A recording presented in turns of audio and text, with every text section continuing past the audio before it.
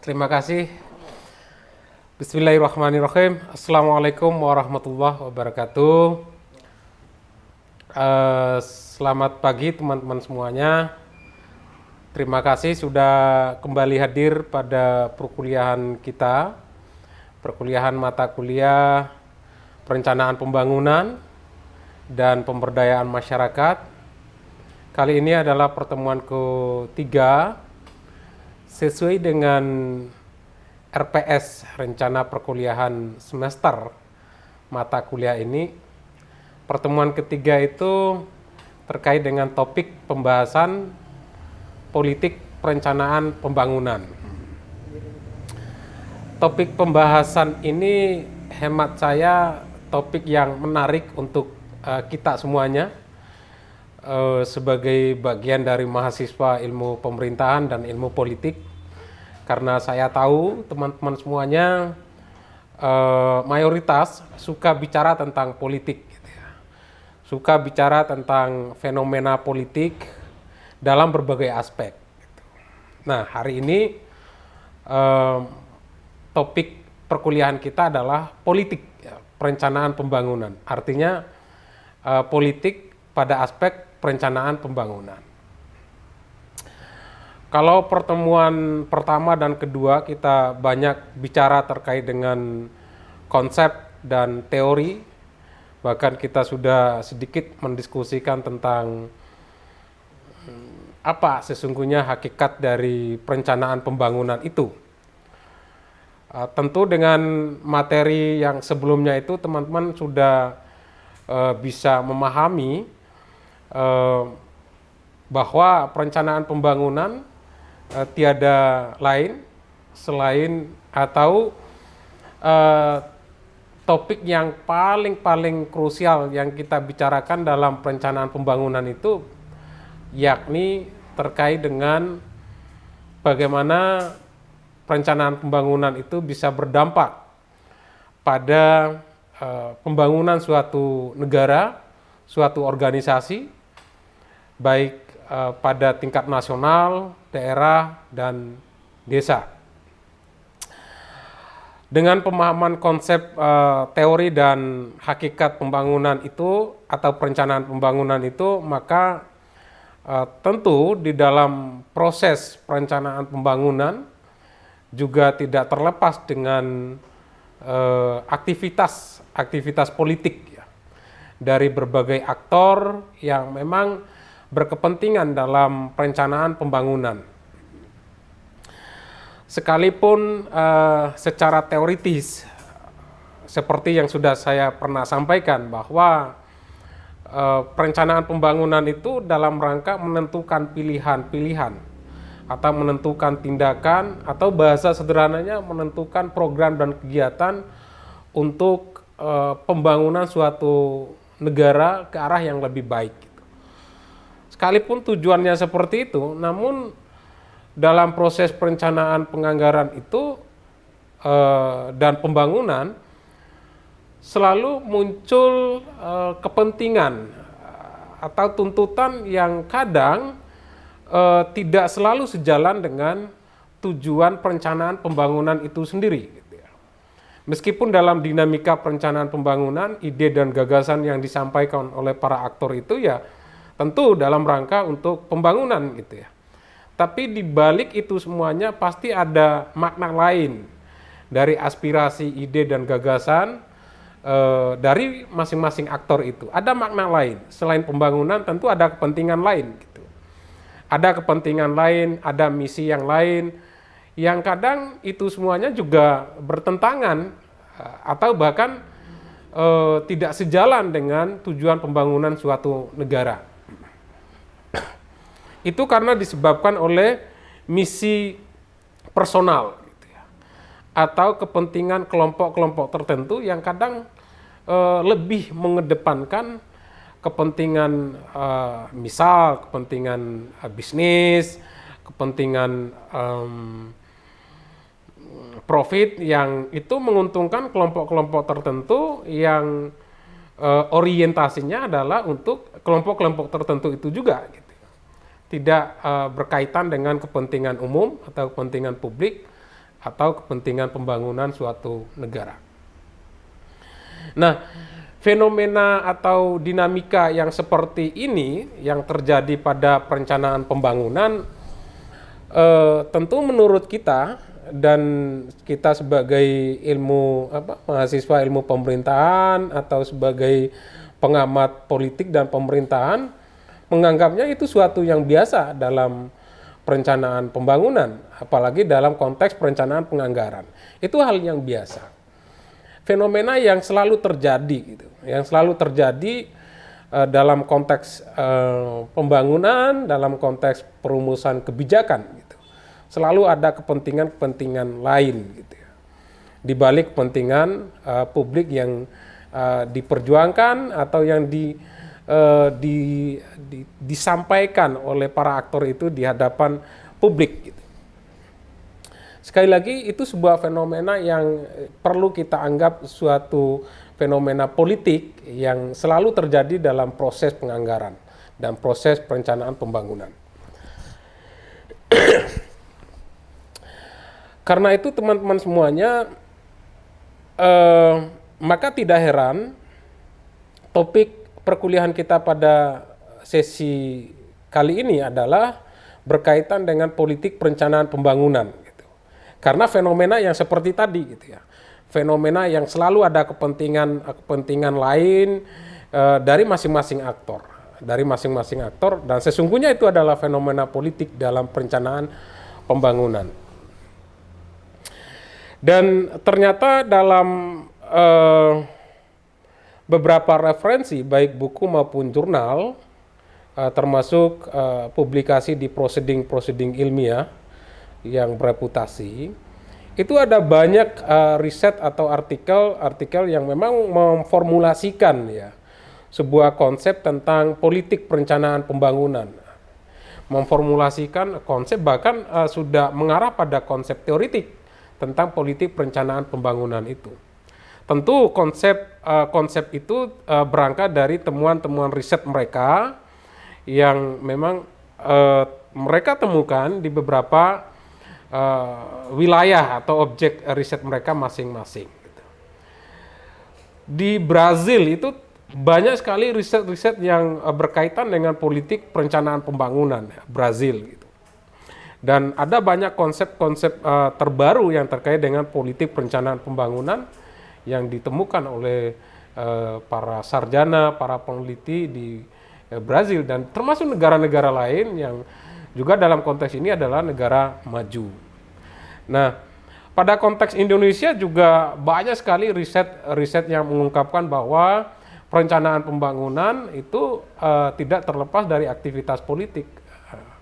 Bahkan ada banyak temuan riset yang mengungkapkan bahwa perencanaan pembangunan itu lebih banyak diintervensi oleh kepentingan politik kelompok-kelompok tertentu yang kadang kepentingan itu juga mengorbankan kepentingan publik, gitu. Mengorbankan kepentingan publik. Sekalipun dalam dokumen formal, dokumen resmi program pembangunan baik di pusat maupun daerah termasuk desa, itu selalu dicantumkan bahwa visi, misi, tujuan, target capaian program kegiatan itu ya kita melihat sebuah konsep atau rumusan yang ideal gitu bagi pembangunan suatu negara gitu, daerah dan desa gitu. Tetapi kalau kita gali lebih jauh dengan riset-riset ilmiah, dengan berbagai macam pendekatan riset, kita akan menemukan banyak temuan bahwa tidak selalu narasi atau konsep yang diformulasikan dalam dokumen pembangunan itu benar-benar merepresentasikan itu kepentingan publik yang itu bisa diimplementasikan pada kebijakan-kebijakan lain, terutama kebijakan anggaran APBN, APBD, dan APBDes gitu. Dan seringkali kita juga menemukan bahwa visi misi pembangunan itu tidak dapat diformulasikan dalam bentuk program dan kegiatan yang sejalan dengan visi misi pembangunan gitu ya. Tidak sejalan gitu. Ada ketimpangan yang kadang juga tidak seirama antara visi misi dan program kegiatan yang terumuskan dalam dalam dokumen program pembangunan gitu. Nah, kenapa itu semuanya terjadi? Nah, temuan riset terbaru, termasuk riset saya juga, mengungkapkan bahwa itu berkaitan dengan kepentingan politik. Ada pengaruh kepentingan politik dalam perencanaan penganggaran itu, termasuk perencanaan pembangunan, yang kemudian menyebabkan visi misi pembangunan itu tidak dirumuskan dalam program kegiatan yang benar-benar bisa menjawab permasalahan publik dan bisa mewujudkan visi misi pembangunan yang tertuang dalam dokumen pembangunan. Seringkali seperti itu. Gitu. Ada kepentingan politik yang menggiring, gitu, yang mendominasi perencanaan pembangunan itu. Kadang juga menjadi hal yang aneh gitu, dalam perencanaan pembangunan itu, bahwa visi misi yang tertuang dalam dokumen program pembangunan itu sebenarnya tidak terlepas dari visi misi calon presiden yang kemudian memenangkan presiden, calon kepala daerah yang kemudian memenangkan kepala daerah, calon kepala desa yang kemudian memenangkan kepala desa. Visi misi mereka yang ketika pemilihan umum itu sebenarnya kan dituangkan dalam dokumen program pembangunan. Kalau secara politik harusnya visi misi seperti yang itulah kemudian diimplementasikan secara konsisten melalui program kegiatan yang terukur, yang kemudian bisa didukung oleh kebijakan-kebijakan strategis lainnya seperti kebijakan anggaran, yang pada akhirnya visi misi itu bisa terwujud dengan baik, yang artinya juga adalah janji politik ya, atau amanah politik rakyat kepada mereka yang berperan sebagai pemimpin publik itu ya bisa terwujud dengan baik gitu ya. Tetapi tadi saya sampaikan bahwa tidak selalu terjadi seperti itu. Ada banyak permasalahan yang membuat visi misi yang bagus, visi misi yang harusnya itu sangat ideal untuk pembangunan, tapi tidak bisa diwujudkan secara nyata. Karena tadi program kegiatan tidak terumuskan dengan baik, lalu kemudian kebijakan-kebijakan strategis lainnya tidak bisa mendukung itu semuanya bisa terwujud. Nah, dalam konteks inilah teman-teman semuanya aspek politiknya itu muncul dalam perencanaan pembangunan. Aspek politiknya itu tergambarkan dalam kegiatan perencanaan pembangunan. Kita sebagai mahasiswa ilmu pemerintahan atau sebagai pengamat, sebagai konsultan, bahkan di antara kita juga berperan sebagai praktisi pembangunan, tentu di lapangan atau sesuatu yang kita amati itu ya akan terus terjadi, gitu. Akan terus terjadi, akan terus berlangsung selama perencanaan pembangunan itu melibatkan banyak pihak, gitu ya. Bahkan sekalipun selama perencanaan pembangunan itu tidak melibatkan banyak pihak, tentu ada fenomena politik yang berlangsung di dalamnya, gitu ya.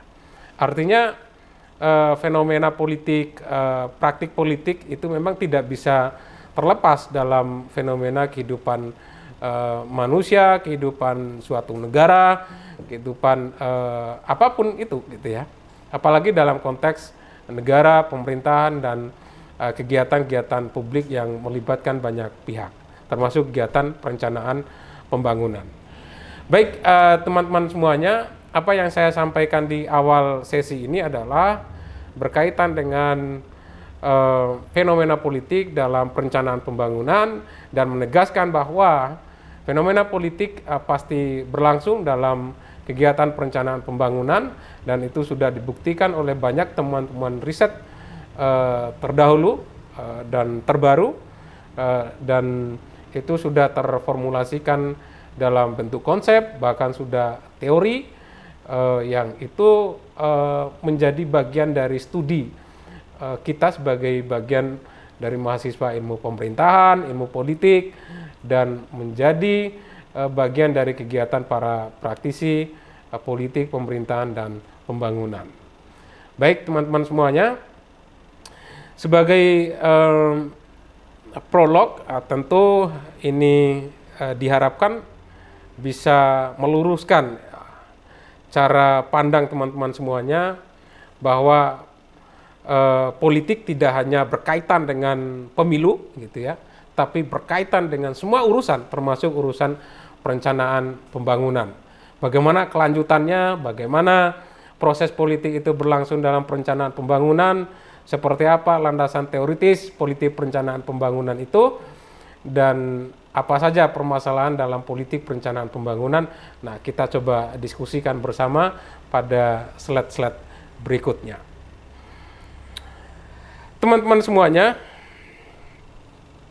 sebelum kita masuk pada pembahasan terkait dengan konsep teoritis politik perencanaan pembangunan, saya selalu senang ya mengawalinya dengan sebuah definisi gitu ya, sebuah definisi terhadap konsep yang sedang kita bahas gitu. Kenapa demikian? Karena berangkat dari definisi itu artinya kita berupaya untuk menyamakan persepsi kita untuk memahami apa sesungguhnya konsep yang sedang kita diskusikan itu gitu. Dengan demikian kita tidak kemana-mana topik pembicaraannya, tetapi benar-benar fokus pada apa yang sedang kita bicarakan pada sesi pertemuan perkuliahan ini gitu. Baik teman-teman, politik perencanaan pembangunan itu atau yang saya singkat P3, ini bukan partai politik tapi politik perencanaan pembangunan, merupakan rangkaian dari proses politik ya yang melibatkan banyak aktor dalam merumuskan dan menentukan program, kegiatan dan penganggaran negara, daerah dan desa gitu. Ada banyak beberapa kata kunci penting yang bisa kita kupas lebih mendalam lagi terkait dengan definisi yang saya sampaikan ini. Yang pertama terkait dengan rangkaian dari proses politik ya. Rangkaian dari proses politik itu artinya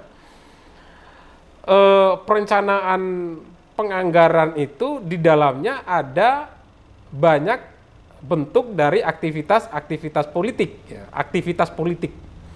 Tentu teman-teman yang sudah mempelajari ilmu politik, baik melalui mata kuliah pengantar ilmu politik, mata kuliah pengantar ilmu pemerintahan, dasar-dasar politik, atau teori-teori politik, pasti sudah memahami apa bentuk-bentuk aktivitas politik itu. Ya. Salah satunya adalah aktivitas mempengaruhi pihak lain. Gitu. Aktivitas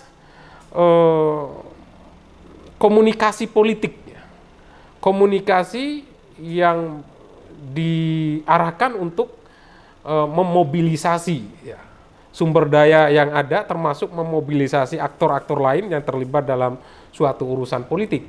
Dalam hal ini adalah yang terlibat dalam perencanaan pembangunan. Nah, aktivitas politik dalam perencanaan pembangunan itu diantaranya tadi saya sampaikan aktivitas mempengaruhi orang lain, komunikasi dan mobilisasi aktor lain, lalu kemudian ada negosiasi, ada bahkan ada upaya menekan gitu, upaya menekan aktor lain gitu, sehingga aktor lain itu bisa mengikuti atau memenuhi kepentingan aktor yang menekan aktor tersebut. Nah, ini adalah bentuk dari rangkaian aktivitas politik dalam perencanaan pembangunan. Pada tataran praktis, aktivitas politik perencanaan pembangunan itu bisa dilihat dari misal ketika pemerintah menyusun RPJMN, Rencana Pembangunan Jangka Menengah Nasional, yang masa berlakunya itu 5 tahun, pasti di dalam prosesnya itu ada banyak bentuk-bentuk aktivitas politik. Ya, tadi salah satunya saya sampaikan ada upaya pemerintah mempengaruhi DPR misalnya. Tentu cara pemerintah mempengaruhi DPR itu ya dengan berbagai cara gitu ya. Misal presiden sebagai bagian dari partai politik, dia akan berupaya menggalang kekuatan partai politik gitu ya. Meminta dukungan pimpinan partai politik, meminta politisi-politisi yang berpengaruh di tingkat nasional supaya mereka mendukung rancangan RPJMN yang disusun oleh pemerintah. Dalam hal ini pemerintah adalah presiden gitu, bersama menteri-menterinya yang memang berperan untuk mewujudkan visi misi pembangunan nasional. Nah, upaya pemerintah mempengaruhi aktor-aktor penting tadi itu ya bagian dari aktivitas politik pemerintah gitu. Bagian dari aktivitas politik pemerintah. DPR gitu. DPR juga melakukan upaya yang sama gitu dalam proses perencanaan pembangunan jangka menengah. Dan mereka akan berupaya mempengaruhi kementerian-kementerian terkait agar program pembangunan itu bisa mencerminkan ya, bisa mengakomodir kepentingan mereka sebagai politisi Senayan. Tentu kepentingan mereka dalam hal ini adalah berkaitan dengan aspirasi masyarakat. Ya, mereka akan mempengaruhi pemerintah supaya program pembangunan itu bisa mendukung aspirasi masyarakat yang mereka perjuangkan. Selain pemerintah dan DPR, ada pihak lain di luar struktur pemerintahan itu yang juga ikut terlibat menjalankan aktivitas politik dalam perencanaan pembangunan, yaitu ormas, organisasi masyarakat, NGO, media, dan kelompok-kelompok kepentingan lainnya yang juga berkepentingan dalam perencanaan pembangunan. Tentu kepentingannya adalah bagaimana program pembangunan itu bisa mengarah pada terwujudnya visi misi suatu negara, visi misi pemerintahan yang sebenarnya visi misinya itu ya dalam rangka juga untuk mewujudkan pembangunan yang lebih baik, dan itu adalah bagian dari kepentingan, bagian dari aspirasi kelompok-kelompok kepentingan itu. Tapi tentu kepentingan dari kelompok-kelompok kepentingan seperti ormas dan seterusnya itu tidak sesederhana yang saya sampaikan ini. Ada banyak kepentingan-kepentingan lain yang kadang bermunculan dari berbagai pihak itu. Tapi yang ingin saya sampaikan bahwa semua aktor yang terlibat dalam perencanaan pembangunan nasional tentu mempunyai kepentingan tertentu yang kalau kita kaitkan dengan konteks politik itu adalah bagian dari aktivitas politik dalam perencanaan pembangunan. Karena di dalamnya ada upaya mempengaruhi, upaya saling meyakinkan antara satu dengan yang lainnya dalam rangka merumuskan suatu kebijakan, yakni program pembangunan. Itu poin pertama dari definisi yang saya sampaikan tadi, yakni rangkaian dari proses politik. Yang selanjutnya teman-teman, rangkaian dari proses politik itu melibatkan banyak aktor. Tadi saya sampaikan, melibatkan banyak aktor. Gitu. Dan secara tidak langsung, saya sudah menyampaikan itu ketika saya menjelaskan rangkaian proses politik. Di dalamnya ada keterlibatan banyak aktor. Ya. Di tingkat nasional ada DPR, pemerintah, partai, kelompok kepentingan. Itu adalah aktor-aktor yang berkepentingan dalam perencanaan pembangunan, termasuk juga dari berbagai pemerintah daerah. Mereka berkepentingan terhadap program pembangunan atau perencanaan pembangunan nasional. Bahkan dalam perspektif politik atau teori politik, perencanaan pembangunan itu tidak hanya berkaitan dengan aktor di suatu negara itu, aktor di negara tersebut, tetapi juga melibatkan aktor-aktor lain dari berbagai negara yang berkepentingan terhadap negara tersebut, misalnya terhadap negara Indonesia. Dan itu sangat terlihat sekali di era demokratisasi dan globalisasi yang kadang tanda kutip kedaulatan politik suatu negara hampir tidak ada batas wilayah yang jelas gitu ya, karena kebijakan suatu negara itu selalu diintervensi oleh negara-negara lain yang memang berkepentingan terhadap negara tersebut gitu ya. Jadi itu artinya menggambarkan bahwa perencanaan pembangunan tidak hanya melibatkan aktor dalam suatu negara, tapi juga melibatkan aktor-aktor lain dari negara di luar negara tersebut. Nah, lalu apa yang mereka lakukan dalam keterlibatan mereka dalam perencanaan pembangunan? Ya tentu dalam rangka merumuskan, setidaknya merumuskan dan menentukan program kegiatan dan penganggaran negara. Gitu. Ya. Karena esensi dari keterlibatan mereka itu adalah bagaimana mereka itu bisa menentukan, gitu, bisa ikut memberikan sumbangsi gagasan, pemikiran, program kegiatan yang itu merepresentasikan kepentingan mereka. Gitu. Yang harapannya dalam proses itu semua kepentingan-kepentingan itu bisa terakomodir dalam kebijakan pembangunan, termasuk kebijakan penganggaran. Baik di tingkat nasional, misalnya di Indonesia APBN, kemudian daerah APBD, APBDes di tingkat desa.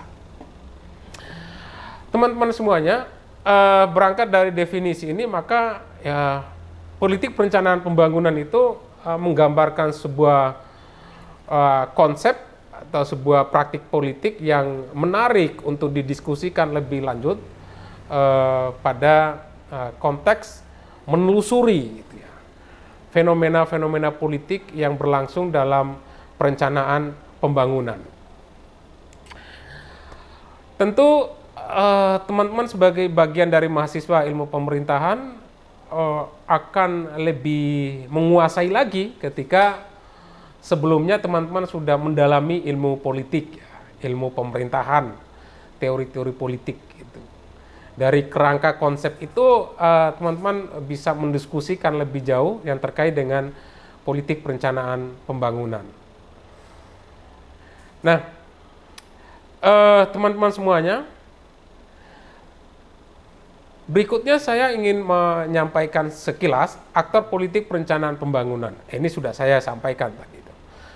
Secara umum aktor politik itu pemerintah pusat, kemudian pemerintah pusat ini aktor. Gitu. Lalu ada pemerintah daerah, kemudian ada kelompok kepentingan, ada kelompok swasta, investor, pembisnis, dan kelompok-kelompok yang berkepentingan terhadap perencanaan pembangunan. Jadi aktor-aktor inilah yang nantinya berkepentingan dalam perencanaan pembangunan ini. Gitu ya.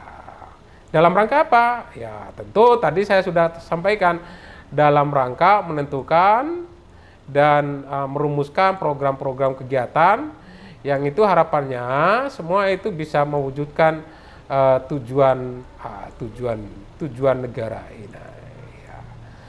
Nah, apakah aktor-aktor yang saya sampaikan ini mempunyai hak untuk terlibat dalam perencanaan pembangunan?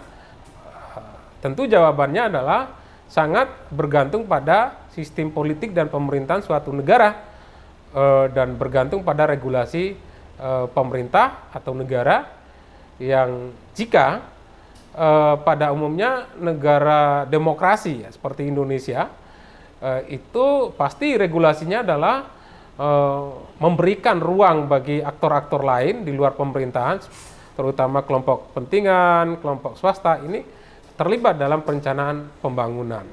Untuk Indonesia, kita melihat kelompok-kelompok kepentingan atau kelompok swasta itu sangat-sangat diperincikan dengan baik gitu ya. Siapa saja yang terlibat dalam perencanaan pembangunan desa, perencanaan pembangunan kabupaten kota, perencanaan pembangunan provinsi hingga perencanaan pembangunan nasional sudah dirincikan dengan baik dalam regulasi sistem perencanaan pembangunan nasional. Dan artinya itu menegaskan kembali apa yang saya sampaikan tadi, bahwa negara demokrasi cenderung melibatkan banyak aktor dalam perencanaan pembangunan suatu negara, pemerintah daerah dan desa. Dan saya berpandangan bahwa teman-teman semuanya, mahasiswa ilmu pemerintahan yang mengikuti mata kuliah ini tentu sudah memahami apa sesungguhnya peran dari pemerintah pusat, pemerintah daerah, kelompok kepentingan dalam perumusan kebijakan publik itu. Sebenarnya ini kan dalam rangka perumusan kebijakan publik, tapi fokus kajian kita adalah perencanaan pembangunan. Artinya, kalau teman-teman sudah memahami bagaimana peran aktor dalam perumusan kebijakan publik, maka pastinya sudah memahami bagaimana peran mereka, aktor-aktor ini dalam perencanaan pembangunan. Terutama teman-teman yang sudah mendalami materi perkuliahan pengantar ilmu politik, itu pasti itu mengenal teori sistem. David Easton itu kan sudah jelas itu ya, itu teori yang sangat populer bagi kita sebagai mahasiswa ilmu pemerintahan. Di situ ada input, ada proses, ada output ya atau hasil gitu. Kemudian ada feedback ke input, lalu diproses lagi dan seterusnya. Dan di dalam proses itu kan ada aktor-aktor yang terlibat di dalamnya, yang coba berperan sesuai dengan posisi mereka masing-masing.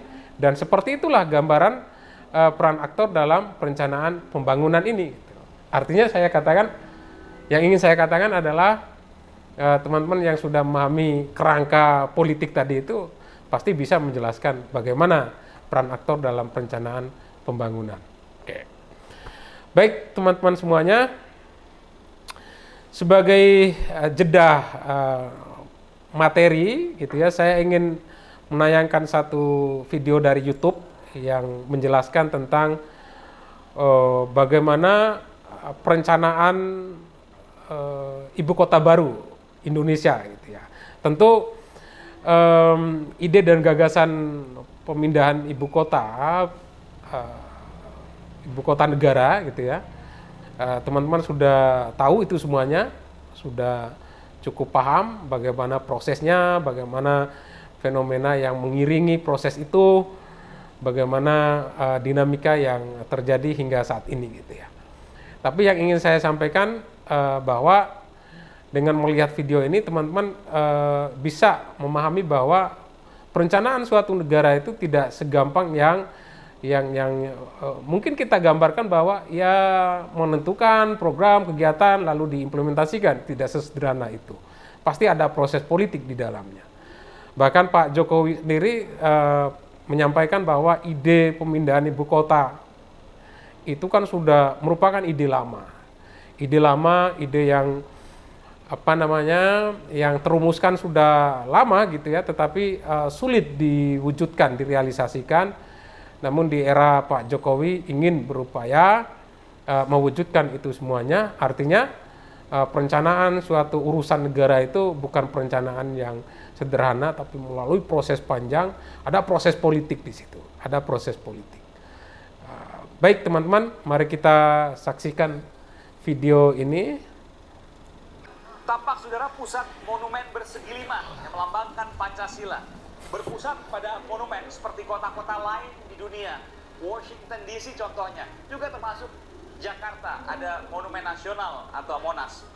Selain dari monumen bersegi lima yang merupakan pusat ibu kota, juga disebutkan dalam Detil data atau rencana pembangunan ibu kota yang kemudian tersebar dengan berlambangkan logo Kementerian Pekerjaan Umum dan Perumahan Rakyat adalah Mass Rapid Transit, moda raya terpadu MRT yang kemudian ada di ibu kota nanti dan akan dibangun.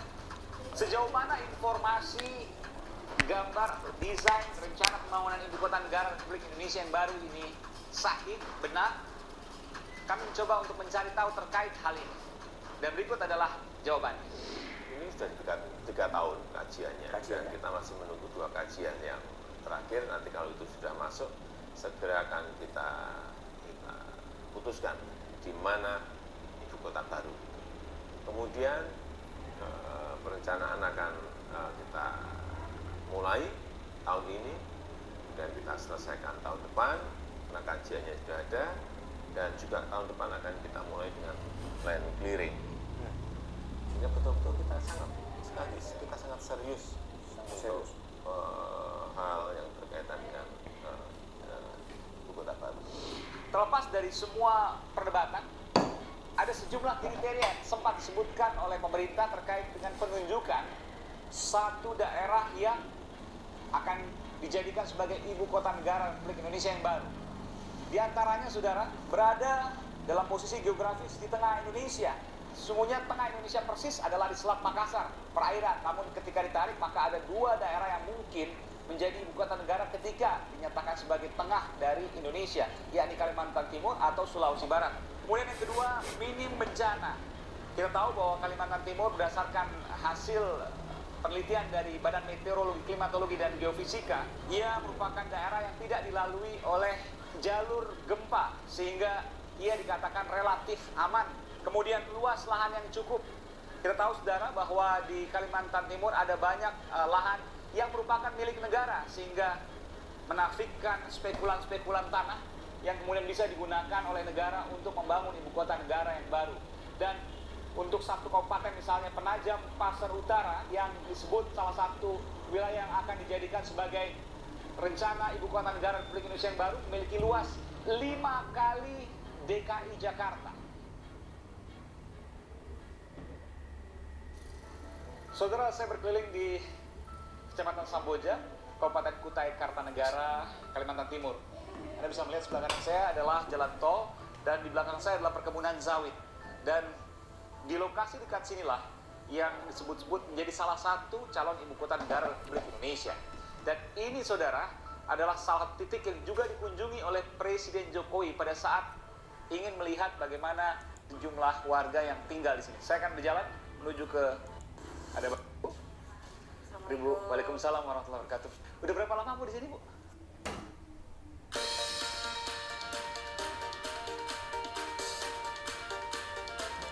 Sudah 20 tahun lebih. Kemarin Pak Jokowi sempat lewat sini, Bu, ya? Iya, sudah. Ibu sempat lihat juga? Oke. Ibu dengar memang sini mau dijadikan ibu kota Ibu dekat. kota bilangnya sih. Oh, di mana lokasinya tepatnya nggak tahu. Saya nggak paham kalau masalah itu. Bilang Kalimantan Timur, daerah Samboja begitu aja. Di sini Samboja. Di sini Samboja. Dan daerah yang kemudian Iya, kira-kira ya. Tapi ini rumah ada sertifikat, Ibu? Belum ada. Oh, belum ada. Tapi lahan negara punya masyarakat. Oke, belum ada. Nanti kalau Tapi buat ibu Iya. kota masyarakat harus pindah kan tidak segampang itu juga Iya, kan. harus Kita ada punya hak juga diskusi, di sini masyarakat. diskusi ya. Baik, Bu, terima kasih, Bu. kasih banyak, Pak, sama-sama, ya. Bu. Makasih. Mari. Kota negara Republik Indonesia dari Jakarta. Sudah dibicarakan dua-duanya? Sudah. Masalahnya yang satu, Kutai Kartanegara di Bukit Soeharto. Halo, saya Aiman Wicaksono. Ikut. Termasuk hutan lindung yang sebelum Bapak katakan bukan. Yang satu, Kutai Kartanegara di Bukit Soeharto akan menebang hutan banyak di situ. Termasuk hutan lindung yang sebelum Bapak katakan bukan. Halo, saya Aiman Wicaksono. Ikut dong, gratis kok. Bisa dikasih tahu, gratis.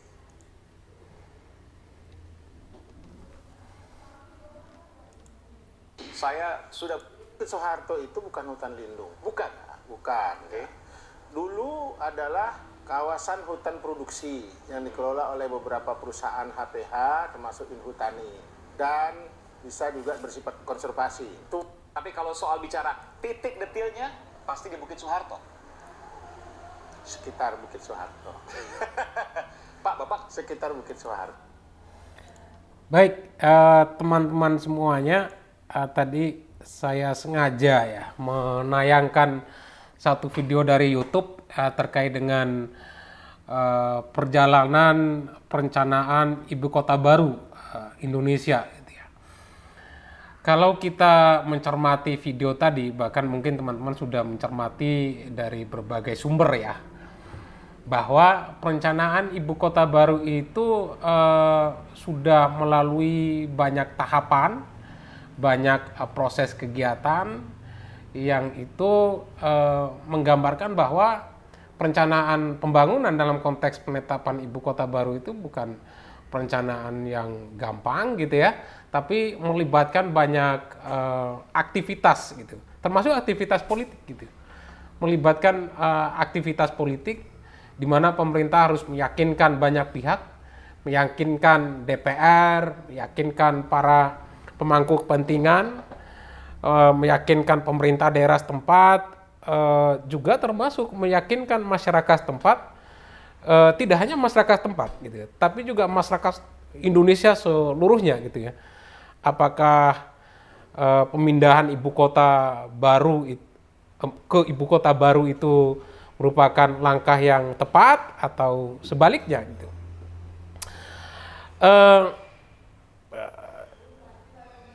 Itu semuanya menggambarkan bahwa ada banyak pihak yang berkepentingan dalam menentukan suatu pilihan atau dalam merencanakan suatu kebijakan, termasuk merencanakan program pembangunan itu.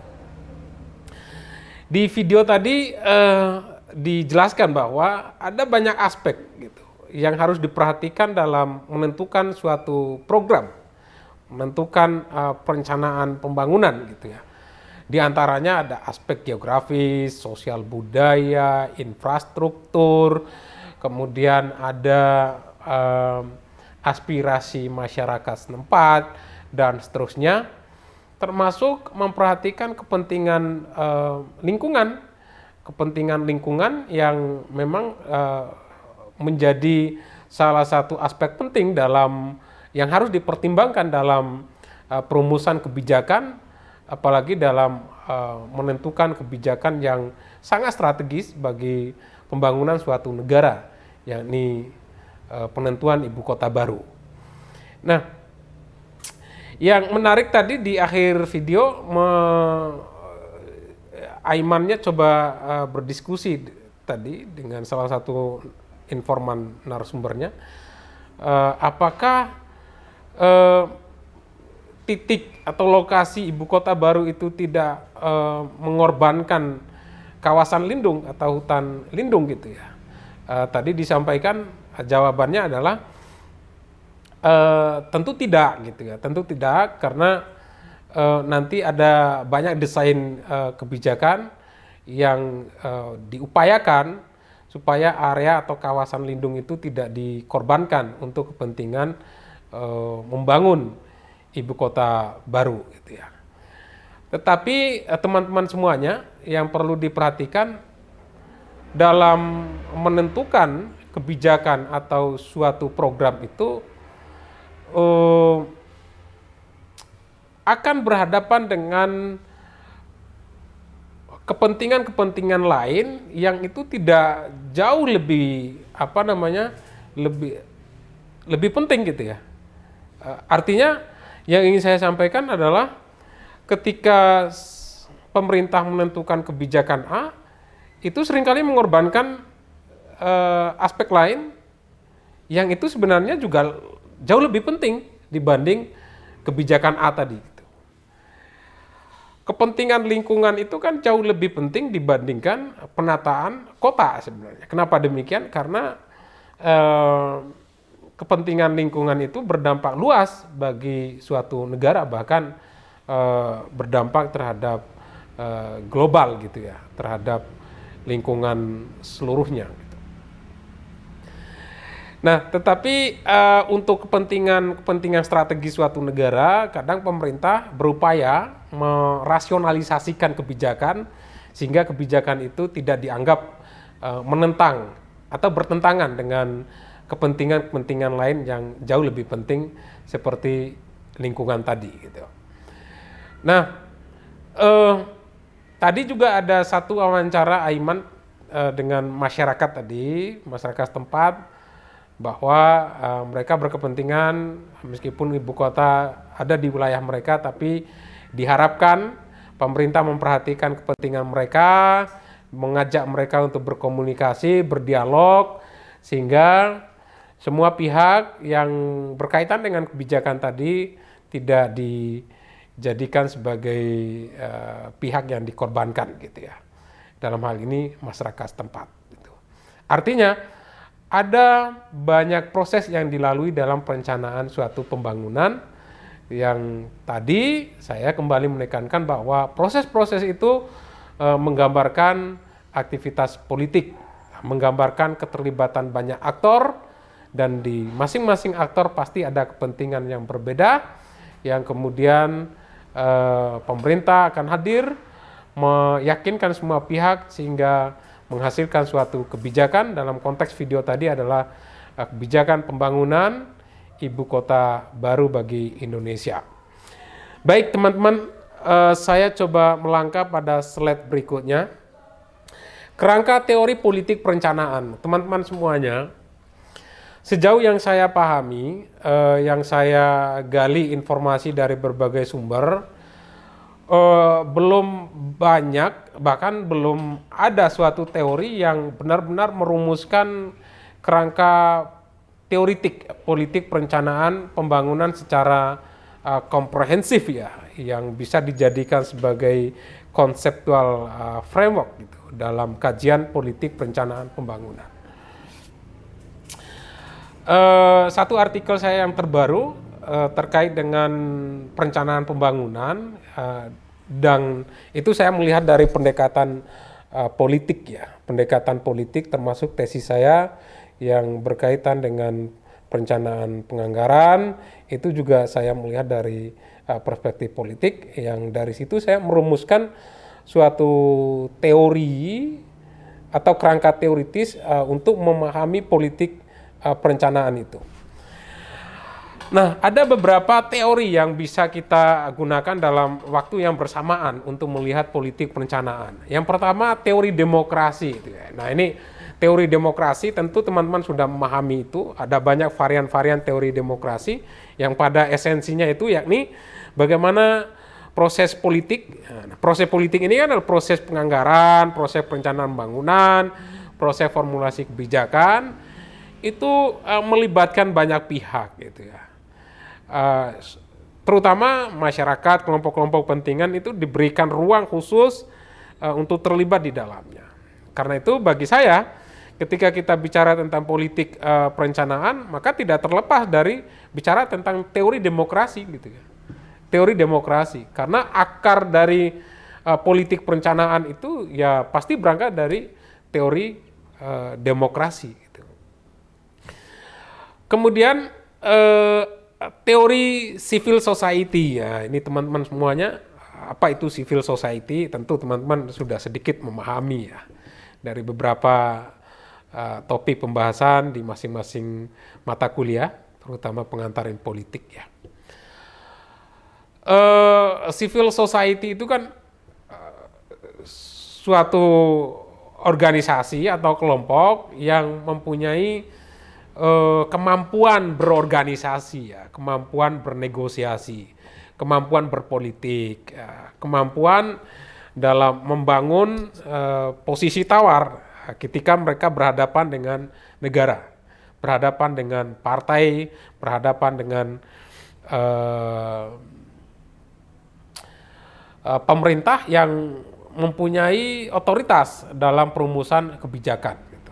Civil society itu merupakan organ yang benar-benar mempunyai kemampuan untuk berhadapan dengan mereka itu semuanya gitu ya, dalam perumusan kebijakan salah satunya.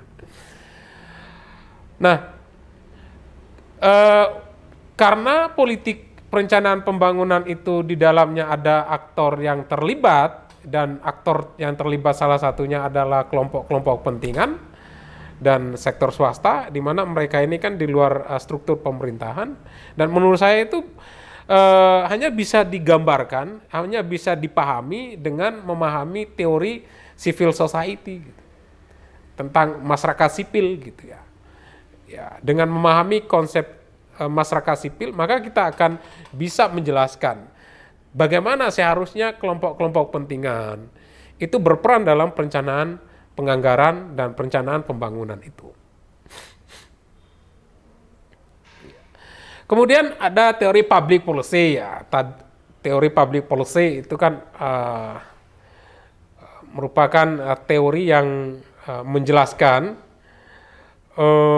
pilihan-pilihan otoritatif ya, yang kemudian menjadi sebuah regulasi dalam regulasi yang mengatur urusan publik yaitu. Regulasi yang mengatur urusan publik.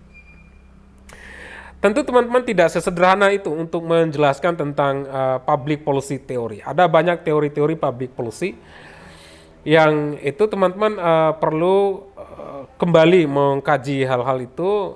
Tapi saya ingin menyampaikan bahwa teman-teman jangan terlalu meluas kemana-mana bicara tentang public policy. Teman-teman cukup memahami bagaimana proses pengambilan keputusan. Proses pengambilan keputusan sehingga dari proses pengambilan keputusan konsep itu bisa digunakan untuk membaca proses perencanaan pembangunan gitu ya. Proses perencanaan pembangunan. Kemudian ada teori of state ya, state theory gitu. Teori negara. Nah, teman-teman semuanya, kenapa itu semuanya kita pakai dalam membaca perencanaan pembangunan itu? Karena kalau kita tidak memahami apa itu negara, gitu ya, bagaimana karakter negara, bagaimana peran negara dalam formulasi kebijakan, itu kita akan mengalami kesulitan untuk menjelaskan perencanaan pembangunan. Gitu. Dan kita tidak punya kerangka berpikir yang jelas, gitu ya, untuk menggambarkan peran pemerintah. Karena salah satu yang merepresentasikan negara itu adalah pemerintah. Kita nggak bisa menjelaskan mereka itu dalam perencanaan penganggaran tanpa didasari oleh teori negara. Terutama teori-teori negara yang menempatkan negara sebagai mediator, fasilitator, sebagai pelayan publik gitu ya. Ya. Karena dalam konteks perencanaan pembangunan tadi di awal saya sudah sampaikan bahwa melibatkan semua aktor dan negara harus berkomunikasi dengan mereka. Maka teori yang perlu dipahami dalam konteks negara adalah teori yang menempatkan negara sebagai aktor yang berinteraksi dan yang menyeimbangkan kekuatan-kekuatan yang ada dalam formulasi kebijakan. Gitu. Nah, ada satu teori lagi yang perlu dipahami oleh teman-teman semuanya dalam perencanaan pembangunan. Meskipun sebenarnya teori-teori itu tidak secara langsung bicara tentang perencanaan pembangunan, tapi esensi dari teori itu sebenarnya menjelaskan tentang formulasi kebijakan. Ingat, perencanaan pembangunan itu ya bagian dari formulasi kebijakan. Karena itu bagi saya, dan saya menyarankan pada teman-teman semuanya, perlu memahami teori-teori tadi. Salah satunya yang ingin saya sampaikan di sesi terakhir pada slide ini adalah teori kolaboratif governance ya. 3 tahun terakhir ini mahasiswa kita di Prodi Ilmu Pemerintahan UMM ada banyak yang mengangkat judul skripsi ya, berkaitan dengan kolaboratif governance ya, dalam melihat banyak isu tergantung minat studi mahasiswa masing-masing. Tapi yang jelas 3 tahun terakhir ini sudah banyak mahasiswa Prodi Ilmu Pemerintahan UMM yang menggunakan teori kolaboratif governance untuk menjelaskan suatu fenomena dalam aspek tata kelola pemerintahan.